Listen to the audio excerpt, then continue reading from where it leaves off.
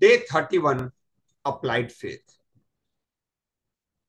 Faith का मतलब होता है भरोसा, लेकिन अगर उस भरोसे को अपने जीवन में अप्लाई नहीं किया जाए तो वह भरोसा किसी काम का नहीं। अप्लाइड फेथ कैसे काम करता है, सोचते। एक जगह मदारी का खेल हो रहा था और मदारी वाले ने, या इनफैक्ट कह सकते हैं सर्कस वाले ने, दो बिल्डिंग के बीच में एक रस्सी बांध दी और उस रस्सी पर साइकिल चलाता हुआ इस तरफ से दूसरे तरफ चला गया। लोगों ने कस के तालियां बजाई। उसने पूछा, क्या आपको यह भरोसा है कि मैं इधर से उधर जा सकता हूं? सबने एक साथ कहा, यस, मैंने अपने खुली आंखों से देखा है, आप ऐसा कर सकते हैं। उसने फिर साइकिल से एक तरफ से दूसरे तरफ गया। लोगों ने कहा, यस, भरोसा है, तुम ऐसा कर सकते हो। अब उसने अगला क्वेश्चन किया कि क्या अगर आपको भरोसा है तो आप मेरी साइकिल पे बैठ सकते हैं? जो बैठ सकता है वह अपना हाथ खड़ा करे, और एक भी व्यक्ति ने हाथ खड़ा नहीं। भरोसा, फेथ एंड अप्लाइड फेथ, यहां डिफरेंस हो जाता है। देखने में, कहने में, सुनने में भरोसा बहुत आसान है, लेकिन जब उसका क्रियान्वयन की बात आती है तो हम भरोसा छोड़ देते हैं। फिर उस सर्कस वाले के लड़के ने हैंड रेस किया और साइकिल के कैरियर पर आकर के बैठ गया, और वह रिक्शा वाला उस साइकिल सर्कस वाला उस साइकिल को चलाते हुए दूसरी तरफ चला गया। उसका जो फेथ था, दैट इज अप्लाइड फेथ। आपको जीवन में बहुत सारे लोग मिलेंगे, मुझे आप पे 100% भरोसा है। क्या वे आपके साथ चलने के लिए तैयार हैं? पहला चीज। या आप जिन चीजों पे फेथ करते हो, आप क्या उसको अप्लाई करने के लिए तैयार हो? मैं नहीं कहता हूं कि आपको बिल्डिंग के ऊपर रस्सी चलने वाले साइकिल वाले पे चढ़ने की आवश्यकता है, लेकिन जो भी आप काम करते हैं उस पे आपका फेथ का लेवल कितना है, यह जरूर देखना है। और जब वह फेथ का लेवल हाई होता है तो आपकी अचीवमेंट भी उसी रेशियो में होती है। यस जेंटलमैन, 90 डेज के चैलेंज में अभी तक हमने पहला जो सेक्रेट की हमने बात की वह था क्रिएशन ऑफ गोल। हमने 4 गोल्स डिसाइड किया, 4 कैटेगरी गोल के देखे, 10 एरियाज में देखे। उसको और गोल को पूरा करने के लिए, उस सफलता को हासिल करने के लिए हमने क्या किया, मास्टरमाइंड अलायंस की बारे में बात।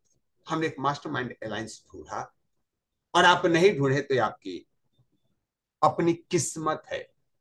मैं आपकी किस्मत को दोष नहीं दे रहा हूं, आप अपने किस्मत को यूज करना नहीं सीखे। अगर आपको मैथ बनाना आता है और दुकान पे जाकर के 1 किलो दूध 60 रुपए और आधा किलो दूध 40 रुपए में लेके आते, इसका मतलब आपको मैथ नहीं आता, या उस मैथ को अप्लाई नहीं कर रहे।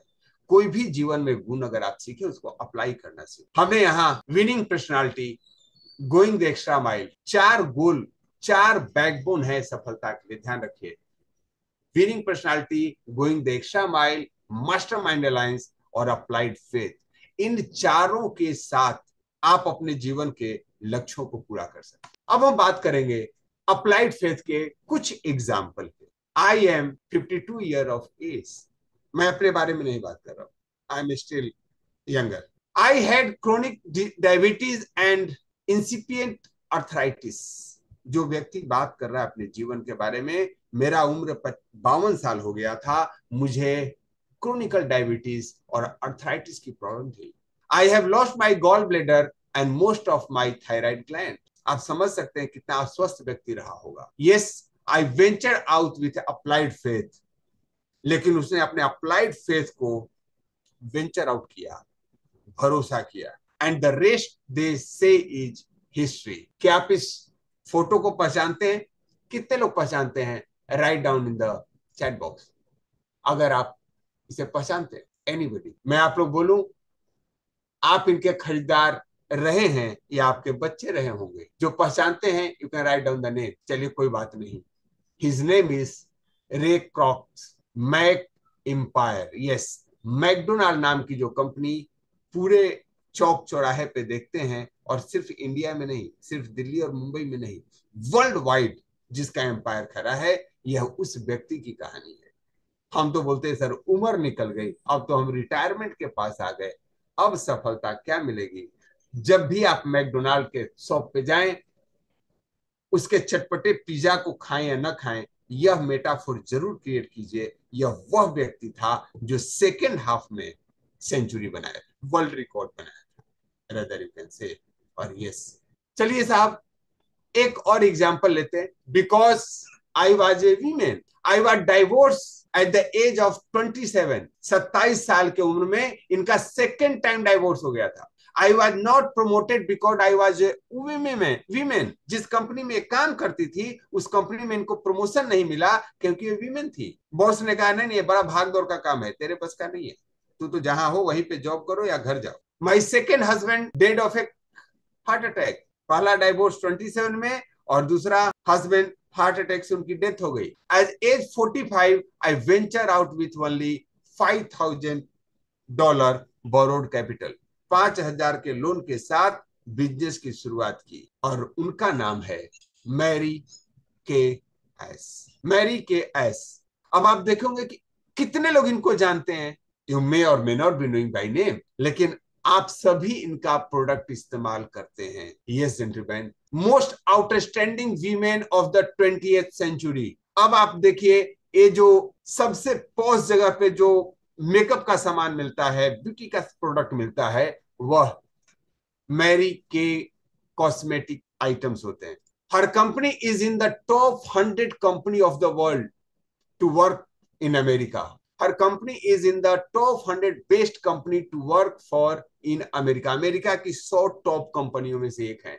Top companies to work for women, 3 million consultants world wide and volume is exceeded of 3 billion.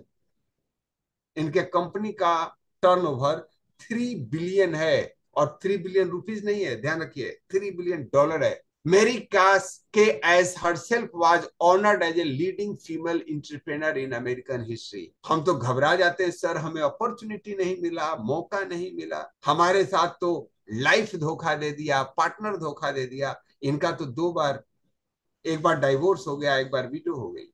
Yes gentleman, लेकिन इन्होंने अपने ऊपर भरोसा रखा, applied faith and C made a history. एक और एग्जांपल लेते हैं।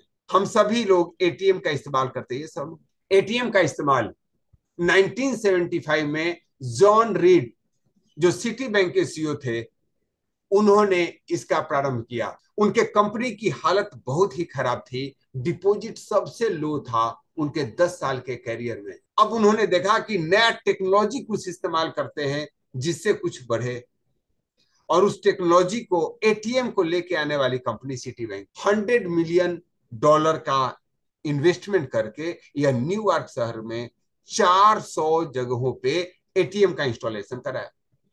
इनिशियल में टेक्नोलॉजी बहुत महंगी थी। नतीजा क्या हुआ? कोई भी व्यक्ति इनके एटीएम पे नहीं पहुंचा, महीना निकल गया, क्योंकि अमेरिकन को आदत थी बैंक में जाकर के बैंकर से चिट चाट करके अपना काम कराने का।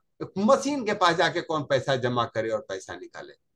इनको लगा पूरा इन्वेस्टमेंट बेकार गया। हम ये तो चाह रहे थे लोग एटीएम से पैसा निकालना शुरू करेंगे तो यहां मैन पावर को कट करेंगे, पैसा देने और लेने में जो इतने मैन पावर लगते हैं, लेकिन वह काम नहीं हुआ। लेकिन इनके पास वह फेथ था, अप्लाइड फेथ, वो भरोसा, और उस भरोसा को साथ देने में प्रकृति ने बहुत कारगर कदम उठाए। अचानक न्यूयॉर्क में विंटर में 3 फीट बर्फ गिरता है, पूरा शहर बर्फ से ढक जाता है, और उस समय उन्होंने एक वीडियो रिलीज किया, how to use the ATM. और उसके बाद एटीएम के पास जो लाइन लगी, उस लाइन ने पूरे वर्ल्ड में लोगों को एटीएम खोलने के लिए प्रेरित किया, और आज पूरा वर्ल्ड एटीएम यूज करता है। सेम एग्जांपल आप जिसने यूपीआई बनाया हुआ उसके बारे में भी ले सकते। लाइफ में किसी ने भी अगर सफलता की ऊंचाइयों को छुआ है तो उसका कारण है applied faith. Applied faith, faith means having confidence. ध्यान रखिए, faith means having confidence, trust and absolute unwavering belief. भरोसा किसका नाम होता है? भरोसा नाम है विश्वास का। अनवेवरिंग, बिना हिलने वाला विश्वास, ट्रस्ट। लेकिन Why applied faith? Why applied faith? Because faith without action is dead. Faith without action is dead. ध्यान रखिए, हवाई जहाज जब पहला बार चढ़ा होगा किसी व्यक्ति ने, उसको भरोसा नहीं आया होगा। लोगों को जाते हुए देख के भरोसा, हाँ हवाई जहाज जा रहा है, लेकिन आपके लिए हवाई जहाज तभी काम आएगा जब आप उस पर बैठेंगे। यस और नो? यानी आपने एक्शन लिया, टिकट बुक किया, आप गए। फेथ तो है हवाई जहाज जाती है, फेथ तो है कि यार काम करने से बिजनेस ग्रोथ होगा, लेकिन आप काम नहीं कर रहे हैं, आप कहीं भी अटके हुए हैं। तो आप एक बार सोच करके देखिए। सो faith without action is dead. When the faith is applied towards achieving your goals, then it has the power.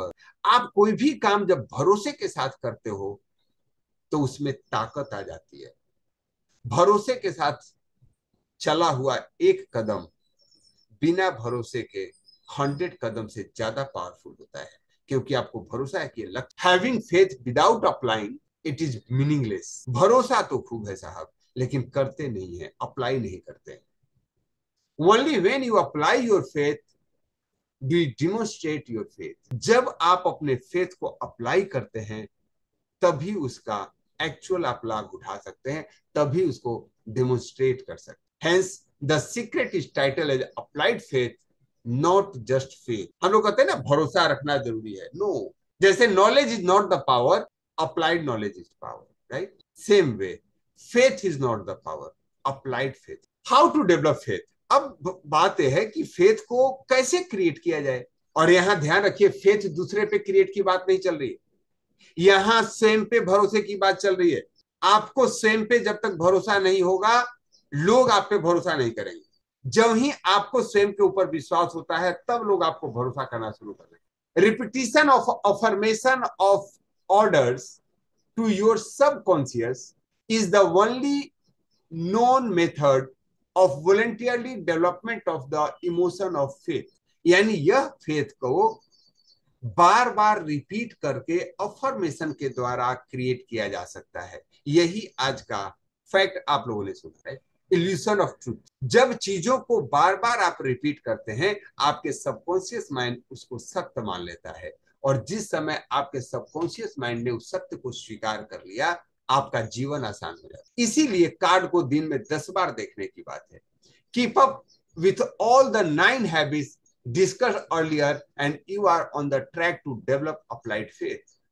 वह जो हमने 9 हैबिट की बात की, पहले गोल कार्ड बनाइए, उसको दिन में 10 बार देखिए, बोल करके सुनिए, बोल करके देखिए, फिर उसको इमेजिनेशन कीजिए, फिर गोल डिक्लेयर कीजिए. वह जो 9 स्टेप्स आपने लिए हैं, वह इसी फेथ को जागृत करने के लिए, इसी फेथ को डेवलप करने के लिए.